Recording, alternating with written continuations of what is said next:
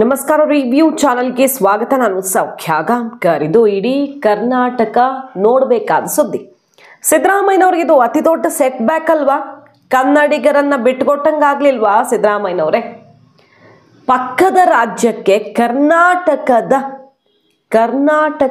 ಒಂದು ಇಂಡಸ್ಟ್ರಿ ಹೋಗ್ತಾ ಇದೆ ದೊಡ್ಡ ಇನ್ವೆಸ್ಟ್ಮೆಂಟ್ ಒಂದಿಗೆ ಅಂದರೆ ಅದು ನಮಗೆ ಬಹಳ ದೊಡ್ಡ ಲಾಸ್ ಅಲ್ವಾ? ದೊಡ್ಡ ಮಾತಾಡೋರು RSSಗೆ ಬ್ರೇಕ್ ಹಾಕ್ತೀನಿ ಇನ್ನೊಂದು ಮಾಡ್ತೀನಿ ಅಂತೆಲ್ಲ ತಲೆ ಕೆಡಿಸ್ಕೊಳ್ಳೋರು ಕರ್ನಾಟಕದ ಟ್ಯಾಲೆಂಟ್ ಒಂದು, ಕರ್ನಾಟಕದ ಕಂಪನಿ ಒಂದು ಪಕ್ಕದ ರಾಜ್ಯದಲ್ಲಿ ಹೋಗಿ ಬೇರೆ ಕಡೆಯಿಂದ ಇಲ್ಲಿಗೆ ಬರೋದು ಬಿಟ್ಟಾಕಿ, ಬೇರೆ ಕಡೆಯಿಂದ ಪಕ್ಕದ ರಾಜ್ಯಕ್ಕೆ ಹೋಗೋದನ್ನು ತಡೆಯೋದು ಬಿಟ್ಟಾಕಿ, ನಮ್ಮ ರಾಜ್ಯದ ಕಂಪನಿ ಒಂದು ಪಕ್ಕದ ರಾಜ್ಯದಲ್ಲಿ ಹೋಗಿ ಇನ್ವೆಸ್ಟ್ ಮಾಡ್ತಿದೆ ಸಾವಿರ ಕೋಟಿ. ಅದು ಕೂಡ ದೇಶದಲ್ಲಿ ಒಂದು ದೊಡ್ಡ ಹೆಜ್ಜೆ ಇಡೋದಕ್ಕೆ ಪಕ್ಕದ ರಾಜ್ಯ ಆಯ್ಕೆ ಮಾಡ್ಕೊಂಡಿದೆ ನಮ್ಮ ಕನ್ನಡದ ಕಂಪನಿ. ಅಂದರೆ ಇದು ನಮಗೆ ಶೇಮ್ ಅಲ್ವಾ ಅನ್ನುವ ಪ್ರಶ್ನೆಗೆ ಎದ್ದಿದೆ.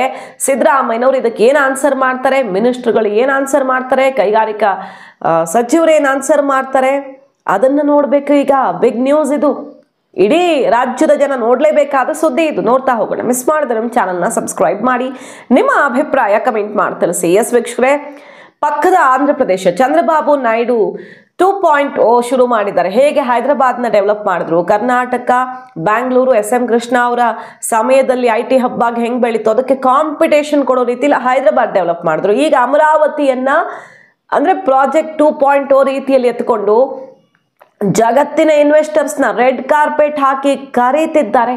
ಹೇಗೆ ಇನ್ವೆಸ್ಟ್ಮೆಂಟ್ ಆಗ್ತಿದೆ ಆಂಧ್ರದಲ್ಲಿ ಅಂದರೆ ಇಡೀ ದೇಶ ಅಷ್ಟೇ ಅಲ್ಲ ಜಗತ್ತು ತಿರುಗಿ ನೋಡೋ ರೀತಿಯಲ್ಲಿ ಇನ್ವೆಸ್ಟ್ಮೆಂಟ್ ಮಾಡಿಸ್ತಿದ್ದಾರೆ. ಅದಕ್ಕೆ ಬೆಸ್ಟ್ ಎಕ್ಸಾಂಪಲ್ ಅಂದರೆ ಗೂಗಲ್ AI ಹಬ್. ಅದು ದೊಡ್ಡ ಚರ್ಚೆ ಆಯ್ತಲ್ವಾ? ಇದು ಈಗಿನ ಡೆವಲಪ್ಮೆಂಟ್ ಬೇರೆ, ಜಸ್ಟ್ ಒಂದು ಎಕ್ಸಾಂಪಲ್ ಹೇಳ್ಕೊಂಡೆ. ಆಂಧ್ರ ಪ್ರದೇಶ ಏನು ಮಾಡ್ತಾ ಇದೆ ಅಂತ ನೆನಪು ಮಾಡ್ಕೊಳ್ಳೋದಕ್ಕೆ ಗೂಗಲ್ AI ಹಬ್ ಅಮೆರಿಕದ ಬಳಿಕ ಇಡೀ ಜಗತ್ನಲ್ಲಿ ತಿರುಗಿ ನೋಡುವಂಥ ಒಂದು AI ಹಬ್ ಅನ್ನ ಸ್ಥಾಪನೆ ಮಾಡಲಾಗ್ತಿದೆ ವೈಜಾಗ್ನಲ್ಲಿ. ಸೊ ಆಂಧ್ರ ಪ್ರದೇಶ ಆ ರೀತಿ ಇನ್ವೆಸ್ಟರ್ಸ್ನ ಸೆಳಿತಿರುವಾಗ ನೋಡಿ ಕರ್ನಾಟಕದ ಇನ್ವೆಸ್ಟ್ಮೆಂಟು ಅಲ್ಲಾಗಿದೆ. ಕರ್ನಾಟಕದ ಕಂಪನಿ ಯಾವುದದು ಅಂತ ಕೇಳಿದ್ರೆ true alt bio energy MOU sign ಮಾಡಿದೆ. ಈಗ ಏನು ಮಾಡೋದಕ್ಕೆ ವರ್ಲ್ಡ್ಸ್ ಲಾರ್ಜೆಸ್ಟ್ ಜಗತ್ತಿನ ದೊಡ್ಡ ಸಸ್ಟೈನಬಲ್ ಏವಿಯೇಷನ್ ಫ್ಯೂಯಲ್ ಮ್ಯಾನುಫ್ಯಾಕ್ಚರಿಂಗ್ ಫೆಸಿಲಿಟಿಯನ್ನು ಆಂಧ್ರದ ಪ್ರದೇಶದಲ್ಲಿ ಮಾಡೋದಕ್ಕೆ, ಜಗತ್ತಿನ largest sustainable aviation fuel manufacturing ಫೆಸಿಲಿಟಿಯನ್ನು ಆಂಧ್ರದಲ್ಲಿ ಮಾಡೋದಕ್ಕೆ ಸಾವಿರ ಕೋಟಿ ಇನ್ವೆಸ್ಟ್ಮೆಂಟ್ ಅನ್ನ ನಿರಾಣಿ ಗ್ರೂಪು ಆಂಧ್ರಗೆ ಹೋಗಿ ಮಾಡ್ತಿದೆ. ವಿಜಯ್ ನಿರಾಣಿ ಟ್ರೂ ಆಲ್ಟ್ CEO ಆಂಧ್ರ ಜೊತೆಗೆ ಮಾತಾಡಿ ಎಲ್ಲ ಫೈನಲ್ ಮಾಡಿದ್ದಾರೆ. MOU ಸೈನ್ ಆಗಿದೆ ಈಗ ಅನ್ನೋದು ಶಾಕಿಂಗ್ ನ್ಯೂಸ್. ಕರ್ನಾಟಕಕ್ಕೆ ಯಾರು ತಲೆ ಕೆಡಿಸ್ಕೊಳ್ತಿಲ್ವಾ? ಅವರು BJP ಅವರ, ಇವರು ಕಾಂಗ್ರೆಸ್ನವರ ಅನ್ನೋದಕ್ಕಿಂತ ಒಂದು ಇಂಡಸ್ಟ್ರಿಯಲಿಸ್ಟು, ಒಂದು ಕೈಗಾರಿಕೆ ಅಂತ ಬಂದಾಗ ಇಲ್ಲಿ ಸರ್ಕಾರ ತಮಗೆ ಬೇಕಾಗಿದ್ದನ್ನು ಕೊಡ್ತಿದ್ಯಾ ಇಲ್ವಾ ಅನ್ನೋದೇ ಫಸ್ಟ್ ಪ್ರಯಾರಿಟಿ ಆಗತ್ತೆ. ಈಗ ಗೂಗಲ್ AI ಹಬ್ಬು ಅಲ್ಲಿ ಹೋದಾಗ ಏನಂದ್ರು ಪ್ರಿಯಾಂಕ್ ಖರ್ಗೆ ಅವರು, ಅಲ್ಲ ಅದು ಉಚಿತವಾಗಿ ಕೊಟ್ಟರು, ಇದು ಉಚಿತವಾಗಿ ಕೊಟ್ಟರು, ನೀರು ಭೂಮಿ ಅಂತ ಜಟಾಪಟಿ ಆಯಿತು, ಜೋರು ಜಟಾಪಟಿ ಆಯಿತು. ಸರಿ ನೀವು ಕೊಡ್ರಿ ಅಂತ ಪ್ರತಾಪ್ ಸಿಂಹ ಸವಾಲ್ ಹಾಕಿದ್ರು. ಉತ್ತರ ಕರ್ನಾಟಕ ಭಾಗದಲ್ಲೇ ಕೊಡಿ, ಮೈಸೂರಲ್ಲಿ ಕೊಡಿ, ಇಲ್ಲೂ ಉದ್ಯೋಗ ಸೃಷ್ಟಿಯಾಗಲಿ ಅಂತ. ನೋಡಿ ಈಗ ಅಲ್ಲಿ ಅವರು ಆ ಕಡೆ ಹೋಗ್ತಿದ್ದಾರೆ. ಉತ್ತರ ಕರ್ನಾಟಕ ಭಾಗದಲ್ಲಿ ನಿರಾಣಿ ಗ್ರೂಪು ಬಹಳ ದೊಡ್ಡ ಮಟ್ಟದಲ್ಲಿ ಬೆಳವಣಿಗೆಗೆ ಕಾರಣ ಆಗಬಹುದಿತ್ತು, ಕೊಡುಗೆ ಕೊಡಬಹುದಿತ್ತು, ಡೆವಲಪ್ಮೆಂಟ್ ಉದ್ಯೋಗ ಸೃಷ್ಟಿ ಎಲ್ಲ ಆಗ್ತಿತ್ತು ಅಲ್ವಾ? ಟ್ರೂ ಆಲ್ಟ್ ವಿಜಯ್ ನಿರಾಣಿಯವರ ಕಳೆದ 4-5 ವರ್ಷದಲ್ಲಿ ಬೆಳೆದ ರೀತಿ ನೋಡಿದ್ರೆ ಈ ಕಂಪನಿಯ ಭವಿಷ್ಯವನ್ನ ಯಾರಾದರೂ ಗೆಸ್ ಮಾಡಿರ್ತಿದ್ರು. ಹಂಗೆ ಬೆಳೀತಾ ಇದೆ.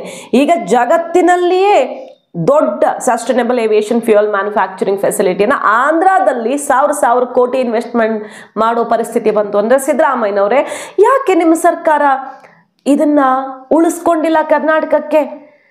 ಆಂಧ್ರ ಪ್ರದೇಶ ಇವತ್ತು ಯಾವ ರೀತಿ ಇನ್ವೆಸ್ಟರ್ಸ್ನ ಆಕರ್ಷಿಸ್ತಾ ಇದೆ ಅನ್ನೋದಕ್ಕೆ ಎಕ್ಸಾಂಪಲ್ ಹೇಳ್ತಾ ಹೋಗ್ತೀವಿ, ಅದು ಆಮೇಲೆ ನೋಡೋಣ. ಬಟ್ ಕರ್ನಾಟಕದವ್ರು ಅಲ್ಲಿ ಯಾಕೆ ಹೋಗೋಕೆ ಶುರು ಮಾಡಿದ್ರು? ಕರ್ನಾಟಕದಲ್ಲಿ ಅವರಿಗೆ ಸೌಲಭ್ಯ ಸಿಗ್ತಿಲ್ವಾ, ಪ್ರೋತ್ಸಾಹ ಸಿಗ್ತಿಲ್ವಾ, ಏನು ಸಿಗ್ತಿಲ್ಲ ಅನ್ನೋದೇ ಈಗ ಆಶ್ಚರ್ಯ. ನೋಡಿ ಐಶ್ವರ್ಯ ಅನಂತಕುಮಾರ್ ಅವರು ಈ ಬಗ್ಗೆ ಟ್ವೀಟ್ ಮಾಡಿ ಗಮನ ಸೆಳೆದಿದ್ದಾರೆ.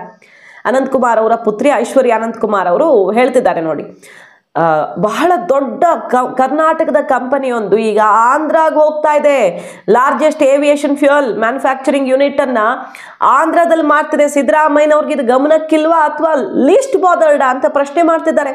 ಇದ್ರ ಬಗ್ಗೆ ಕೇರ್ ಮಾಡೋ ತರನು ಕಾಣ್ತಿಲ್ಲ ಕರ್ನಾಟಕ ಸರ್ಕಾರ ಅಂತ ಕೇಳ್ತಿದ್ದಾರೆ. IT ಮಿನಿಸ್ಟರ್ಗೆ ಗಮನಕ್ಕೆ ಹೋಗಿದ್ಯಾ ಇಲ್ವಾ, ಇದು ಮುಖ್ಯಮಂತ್ರಿಗಳಿಗೆ ಗಮನಕ್ಕೆ ಹೋಗಿದ್ಯಾ ಇಲ್ವಾ, ಬರೀ RSS ಮತ್ತೊಂದು ಅಂತ ಕೂತಿದ್ದೀರಾ. ಪಾಪ ಇಲ್ಲಿನ NGO ಬ್ಯಾನ್ ಮಾಡ್ತೀವಿ, ನಿರ್ಬಂಧ ಹಾಕ್ತೀವಿ ಅಂತ ಕಾಲೆಳೆದಿದ್ದಾರೆ, ಕಟು ಟೀಕೆಯನ್ನು ಮಾಡಿದ್ದಾರೆ. ಐಶ್ವರ್ಯ ಅನಂತಕುಮಾರ್ ಅವರು ಈ ಬೆಳವಣಿಗೆಯ ಬಗ್ಗೆ ನಿಜಕ್ಕೂ ಇದು ಶಾಕಿಂಗ್. ಆಂಧ್ರ ಪ್ರದೇಶದಲ್ಲಿ ಇವತ್ತು ಆಗ್ತಿರೋ ಇನ್ವೆಸ್ಟ್ಮೆಂಟ್ ಡೀಟೇಲ್ಸ್ ನೋಡ್ಬಿಡೋಣ. ಫಸ್ಟ್ ಆಶ್ಚರ್ಯ ಪಡ್ತೀರಾ ನೀವು.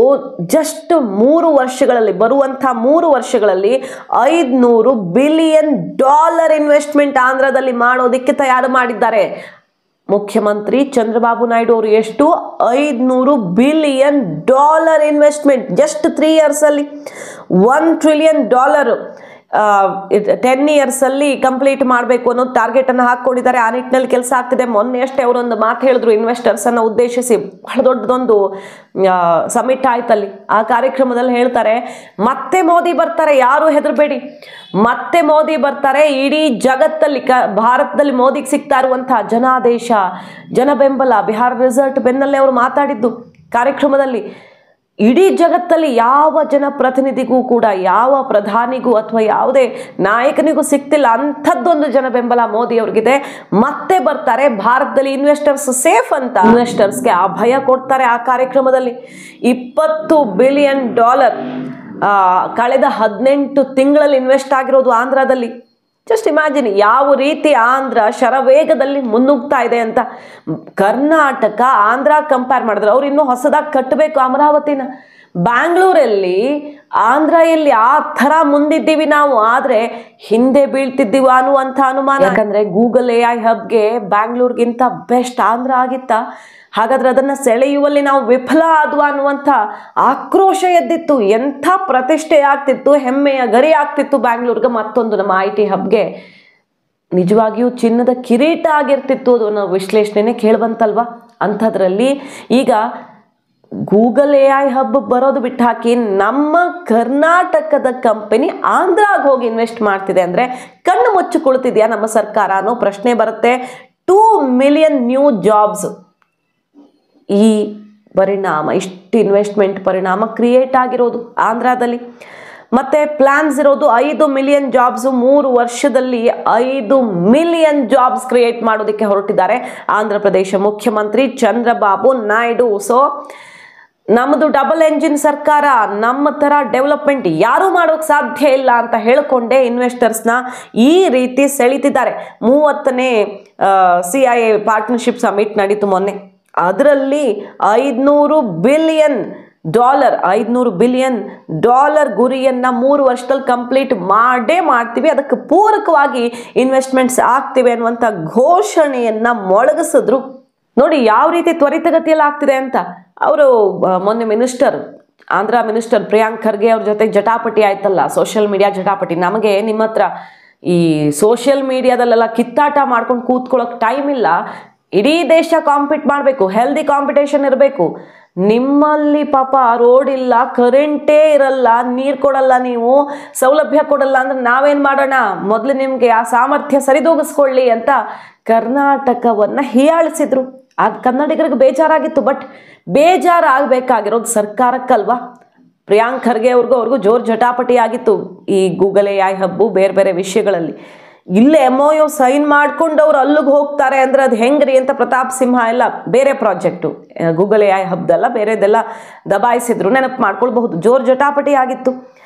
ಆಮೇಲೆ ಅವ್ರು ಫ್ರೀ ಕೊಟ್ಟರು, ನೀವು ಕೊಡಿ ಅನ್ನೋ ಓಪನ್ ಚಾಲೆಂಜನ್ನು BJPಗೆ ಹಾಕಿದ್ರು. ನಾವು ನೆನಪು ಮಾಡ್ಕೊಳ್ಬಹುದು. ಇಲ್ಲಿ ರಾಜಕೀಯ ಜಟಾಪಟಿ ಕಾರಣ ಆಗಿತ್ತು. ಆದರೆ ಅವ್ರು ಏನು ಮಾಡ್ತಿದ್ದಾರೆ, ಜಟಾಪಟಿ ಅಷ್ಟೇ ಮಾಡ್ಕೊಂಡು ಕೂತಿಲ್ಲ ಅವರು.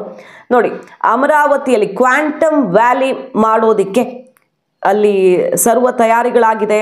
ಎಲ್ಲ ಬಗೆಯಲ್ಲೂ ಗೌರ್ಮೆಂಟ್ ಅನೌನ್ಸ್ಮೆಂಟ್ ಆಗಿ ಎಸ್ಟಾಬ್ಲಿಷ್ ಮಾಡೋದಕ್ಕೆ ಯಾವುದು India's first quantum valley in ಅಮರಾವತಿಯನ್ನು ಹೇಗೆ ಡೆವಲಪ್ ಮಾಡ್ತಿದ್ದಾರೆ ಅವರು. India's first quantum valley in Amaravati. We are going to provide quantum computers for the global community whenever you need ಅಂತ ಹೇಳ್ತಾ ಇದ್ದಾರೆ. ಚಂದ್ರಬಾಬು ನಾಯ್ಡು ಅವರು. ಹಾಗೆ space, drone, electronic, aerospace, cities, semiconductor manufacturing, robotics, defence corridors, ಎಲ್ಲ ಬಗೆಯಲ್ಲೂ ಕೂಡ ಆಂಧ್ರದಲ್ಲಿ ಕ್ರಾಂತಿ ಆಗ್ತಾ ಇದೆ. ಭಾರತ ಸರ್ಕಾರದ ಟಾರ್ಗೆಟ್ ಏನಿದೆ, 500 ಗಿಗಾವ್ಯಾಟ್ ನಾನ್ ಫಾಸಿಲ್ ಫ್ಯೂಯಲ್ ಪವರ್ ಕೆಪಾಸಿಟಿಯನ್ನು ಉತ್ಪಾದನೆ ಮಾಡೋದಲ್ವ. ಅದರಲ್ಲಿ 2030 ಸೋಲಾರು, ಹೈಡ್ರೋ, ನ್ಯೂಕ್ಲಿಯರು, ವಿಂಡು ಎಲ್ಲದರಿಂದ ಒಟ್ಟಿನಲ್ಲಿ ಅದನ್ನು ಆ ಗುರಿ ತಲುಪಬೇಕು. ನಾನ್ ಫಾಸಿಲ್ ಫ್ಯೂಯಲ್ ಜನರೇಟ್ ಆಗಬೇಕಲ್ವಾ. ಅದರಲ್ಲಿ 160 ಗಿಗಾವ್ಯಾಟು ನಾವೇ ಕಾಂಟ್ರಿಬ್ಯೂಟ್ ಮಾಡ್ತೀವಿ ಆಂಧ್ರದಿಂದ ಅನ್ನುವಂಥ ಶಪಥ ಮಾಡಿದ್ದಾರೆ. Green hydrogen is another strong area. ನಮಗೆ ಅದು ದೊಡ್ಡ ಸಾಮರ್ಥ್ಯ ಇದೆ. ಆ ಏರಿಯಾದಲ್ಲಿ ನಾವು ಕಾಂಟ್ರಿಬ್ಯೂಟ್ ಮಾಡ್ತೀವಿ ಅಂತ ಒಂದು ಸ್ಟೆಪ್ಪನ್ನು ತಗೊಳ್ತಾ ಇದೆ. ಹಾಗೆ $20 ಬಿಲಿಯನ್, ಈಗಾಗಲೇ ನಾನು ಆರಂಭದಲ್ಲೇ ಹೇಳಿದ ಹಾಗೆ ಇನ್ವೆಸ್ಟ್ಮೆಂಟು ಕಳೆದ 18 ತಿಂಗಳು, 1.5 ವರ್ಷದಲ್ಲಿ ಆಗಿರೋದು. $20 ಬಿಲಿಯನ್ ಇನ್ವೆಸ್ಟ್ಮೆಂಟು, 2 ಮಿಲಿಯನ್ ಹೊಸ ಉದ್ಯೋಗ ಸೃಷ್ಟಿಯಾಗಿದೆ ಆಂಧ್ರದಲ್ಲಿ. ಹಾಗೆ ಗೂಗಲ್ $15 ಬಿಲಿಯನ್ ಇನ್ವೆಸ್ಟ್ಮೆಂಟ್ ಈಗಾಗಲೇ AI ಹಬ್ಗೆ ಸಂಬಂಧಪಟ್ಟಂತೆ ಮಾಡಿದೆ. ಒಟ್ಟಾರೆಯಾಗಿ ಆಂಧ್ರ CM ಮ್ಯಾಜಿಕ್ ಮಾಡ್ತಿದ್ದಾರೆ ಆಂಧ್ರದಲ್ಲಿ ಅಂತ ಈಗ ಇಡೀ ದೇಶ ಕಣ್ಣರಳಿಸಿ ನೋಡೋ ರೀತಿಯಾಗಿದೆ. ಏನು ಮಾಡ್ತಿದ್ದಾರಪ್ಪ ಇವರು ಅಂತ. And also if you see our honorable Prime Minister, very stable government. For the last 11 years, you are the Prime Minister 12th year, and also earlier he was CM, Chief Minister of a state, Gujarat, abundant experience. You can see his performance, 25 years without any hurdle, he is able to continue as Chief Minister and Prime Minister. I am very confident next election also he is going to win. That is the stable government we are going to provide in India. And also investment will be safe. ಈಗ Adani group ತಗೊಂಡ್ರೆ ನೋಡಿ, 1,00,000 ಕೋಟಿಯನ್ನು invest ಮಾಡ್ತಾ ಇದೆ. Announce ಮಾಡಿದ್ದಾರೆ Friday. 1,00,000 ಕೋಟಿ range projects ಬೇರೆ ಬೇರೆ sector ಅಲ್ಲಿ ಆಂಧ್ರದಲ್ಲಿ ಇನ್ವೆಸ್ಟ್ ಮಾಡ್ತಿರೋದು. ಈ ಗೂಗಲ್ AI ಹಬ್ ಜೊತೆಗೆ ಪಾರ್ಟ್ನರ್ಶಿಪ್ ಬೇರೆ ಬೇರೆದು ಎಲ್ಲಾನು ಅನೌನ್ಸ್ ಮಾಡಿದ್ದಾರೆ. 40,000 ಕೋಟಿ ರೂಪಾಯಿ logistics, cement, infrastructure, renewable energy ಬೇರೆ ಬೇರೆ ಸೆಕ್ಟರಲ್ಲಿ ಇನ್ವೆಸ್ಟ್ಮೆಂಟ್ ಮಾಡ್ತಾ ಇರೋದು ಅನ್ನೋದನ್ನು ಗಮನಿಸಬಹುದು. ಅಸ್ಸಾಮಲ್ಲಿ 63,000 ಕೋಟಿ ಅದಾನಿ ಗ್ರೂಪ್ ಇನ್ವೆಸ್ಟ್ ಮಾಡ್ತಿರೋದು. ಆಂಧ್ರದಲ್ಲಿ 11 ಲಕ್ಷ ಕೋಟಿ ಇನ್ವೆಸ್ಟ್ಮೆಂಟ್ ಆಗ್ತಾ ಇದೆ. ಇವೆಲ್ಲವೂ ಕೂಡ ಅಕ್ಕಪಕ್ಕದ ರಾಜ್ಯಗಳಿಗೆ ಈ ರೀತಿ ಆಕರ್ಷಣೆ ಆಗ್ತಿದೆ. ಬಟ್ ಆಲ್ರೆಡಿ ನಾವು ಅದರಲ್ಲಿ ನಂಬರ್ 1 ಇದ್ದೀವಿ. ಕರ್ನಾಟಕ, ಬ್ಯಾಂಗ್ಳೂರು ಆಲ್ರೆಡಿ ನಂಬರ್ 1 ಇದ್ದೀವಿ. ನಮ್ಮ ಕಡೆಗೆ ಬರಬೇಕಿತ್ತಲ್ವಾ, ಫಸ್ಟ್ ಚಾಯ್ಸ್ ನಾವು ಯಾಕೆ ಆಗ್ತಿಲ್ಲ ಇವ್ರಿಗೆ ಅನ್ನುವಂಥ ಪ್ರಶ್ನೆ ಹುಟ್ಟುಕೊಳ್ತಿರೋ ಹೊತ್ತಲ್ಲೇ ನಮ್ಮ ರಾಜ್ಯದ ಕಂಪನಿ, ಕನ್ನಡಿಗರ ಕಂಪನಿ ಆಂಧ್ರ ಪಾಲಾಗ್ತಿದೆ. ಚಂದ್ರಬಾಬು ನಾಯ್ಡು ಅವರ ತೆಕ್ಕೆಗೆ ಬಿದ್ದಿದೆ ಅನ್ನೋದು ಶಾಕಿಂಗ್, ವೆರಿ ಶಾಕಿಂಗ್ ಡೀಟೇಲ್ಸ್ ಇದು. ಮೊನ್ನೆ ಒಟ್ಟು CIA ಮೀಟಲ್ಲಿ 14 MOUಗಳು ಸೈನ್ ಆಗಿ 3.65 ಲಕ್ಷ ಕೋಟಿ ಮೊತ್ತದ MOU ಸೈನ್ ಆಗಿದೆ. ಇದರಿಂದಾಗಿ ಒಟ್ಟು 1,26,000 ಜಾಬ್ಸ್ ಕ್ರಿಯೇಷನ್ ಆಗೋ ರೀತಿಯಲ್ಲಿ ತಯಾರಿ ಮಾಡ್ಕೊಳ್ತಿರೋದು. ಎನರ್ಜಿ ಫರ್ಮ್ಸು, ರಿನ್ಯೂ ಪವರು, ನವಯುಗ ಇಂಜಿನಿಯರಿಂಗು, ಇವೆಲ್ಲ ಅಂದರೆ ಹೊಸ ಮುಂದಿನ ಭವಿಷ್ಯ ಏನು ಅಂತ ನೋಡ್ತಿದ್ದಾರೆ ಆಂಧ್ರ ಮುಖ್ಯಮಂತ್ರಿ. ಭವಿಷ್ಯದ ಬೆಳವಣಿಗೆ ಯಾವ ಕ್ಷೇತ್ರಗಳಲ್ಲಿ ಆಗ್ತಿದೆಯೋ ಆ ರೀತಿಯ ಇನ್ವೆಸ್ಟ್ಮೆಂಟ್ಸನ್ನು ಹೆಚ್ಚೆಚ್ಚು ಸೆಳೀತಿದ್ದಾರೆ. IT ಮತ್ತು infra firms like crown, LNG, RCRT ಇದರಲ್ಲೆಲ್ಲ ಸಾವಿರಾರು ಕೋಟಿ, 12-13 ಸಾವಿರ ಕೋಟಿ ಇನ್ವೆಸ್ಟ್ಮೆಂಟ್ ಆಗಿದೆ. ಒಟ್ಟಾರೆಯಾಗಿ ಆಂಧ್ರ ಪ್ರದೇಶ ಮಾಡ್ತಿರುವಂಥ ಮ್ಯಾಜಿಕ್, ಅಲ್ಲಿರುವಂಥ ಇನ್ಫ್ರಾಸ್ಟ್ರಕ್ಚರು ಮತ್ತು ಅಲ್ಲಿರೋ ವಾತಾವರಣ, ಬ್ಯಾಂಗ್ಳೂರಲ್ಲಿರೋ ವಾತಾವರಣ ಡಿಫ್ರೆನ್ಸ್ ಏನು? ನಾವು ಯಾವತ್ತಿಗೂ ಕೂಡ ಇದುವರೆಗೆ ಭಾರತದ ಯಾವುದೇ ಸಿಟಿ ನಮ್ಮನ್ನು ಮ್ಯಾಚ್ ಮಾಡದೇ ಇರೋ ರೀತಿ ಇದೆ ಬ್ಯಾಂಗ್ಳೂರು. ಅಂಥದ್ರಲ್ಲಿ ನಾವು ಹಿಂದೆ ಬಿದ್ವಾ ಅನ್ನುವಂಥ ಆಕ್ರೋಶ ಸೆಳೆದಿರೋ ಹೊತ್ತಲ್ಲಿ ವಿಜಯ್ ನಿರಾಣಿ ಅವರ ಟ್ರೂ ಆರ್ಟ್ ಅದು ಹೆಂಗೆ ಪಕ್ಕದ ರಾಜ್ಯಕ್ಕೆ ಹೋಗೋಕೆ ಬಿಟ್ರು ಅನ್ನುವ ಪ್ರಶ್ನೆ ಈಗ ಎದ್ದಿದೆ. ಇದು ನಮಗೆ ನಿಜವಾಗ್ಲೂ ಶೇಮ್ ಅಲ್ವಾ? ನಮ್ಗೇನು ಕೊರತೆ ಆಗಿದೆ ನಮ್ಮ ರಾಜ್ಯದಲ್ಲಿ? ಹಾಗಾದರೆ ಏನಕ್ಕೆ ಅವ್ರು ಹೋದ್ರು ಅನ್ನೋದನ್ನು ಕಂಡುಹಿಡಿಬೇಕಲ್ಲ. ಅವ್ರಿಗೆ ಕರ್ನಾಟಕದಲ್ಲಿ ಮಾಡೋದಕ್ಕೆ ಯಾಕೆ ಮನಸ್ಸಿಲ್ಲ, ಉತ್ತರ ಕರ್ನಾಟಕದಲ್ಲಿ ಮಾಡೋಕೆ ಯಾಕೆ ಮನಸ್ಸಿಲ್ಲ, ಅಥವಾ ಬ್ಯಾಂಗ್ಳೂರಲ್ಲೋ ಇನ್ನೊಂದು ಕಡೆಗೋ ಮೈಸೂರಲ್ಲೋ ಉದ್ಯೋಗ ಸೃಷ್ಟಿಯಾಗಿ ಬ್ಯಾಂಗ್ಳೂರೇ ಯಾಕೆ ಬೇಕು ಗಿಜಿ ಬಿಜಿ ಯಾವಾಗಲೂ? ಬೇರೆ ಬೇರೆ ಕಡೆ ಬೆಳವಣಿಗೆಗೂ ಕೂಡ ಅವಕಾಶ ಆಗ್ತಿತ್ತು, ಇದು ಯಾಕೆ ಆಗ್ತಿಲ್ಲ? ಅವ್ರಿಗೆ ಮನಸ್ಸಿಲ್ವಾ, ಇವ್ರಿಗೆ ಕೊಡ್ತಿಲ್ವಾ? ಏನಾಗಿದೆ? ಯಾರ ಹಿತಾಸಕ್ತಿಯ ಕೊರತೆಯಿಂದ ಇದಾಗಿದೆ ಅನ್ನೋದಕ್ಕೆ ಉತ್ತರ ಬೇಕಾಗಿದೆ. ಇದು ವೆರಿ ವೆರಿ ಬಿಗ್ ಡೆವಲಪ್ಮೆಂಟ್. ಕರ್ನಾಟಕಕ್ಕೆ ಬಹಳ ದೊಡ್ಡ ಲಾಸ್ ಇದು. ಮಾಹಿತಿ ಇಷ್ಟ ಆಗಿದ್ರೆ ಮಿಸ್ ಮಾಡಿದ್ರೆ ನಮ್ಮ ಚಾನಲ್ನ ಸಬ್ಸ್ಕ್ರೈಬ್ ಮಾಡಿ, ನಿಮ್ಮ ಅಭಿಪ್ರಾಯ ಕಮೆಂಟ್ ಮಾಡಿ ತಿಳಿಸಿ. Thank you.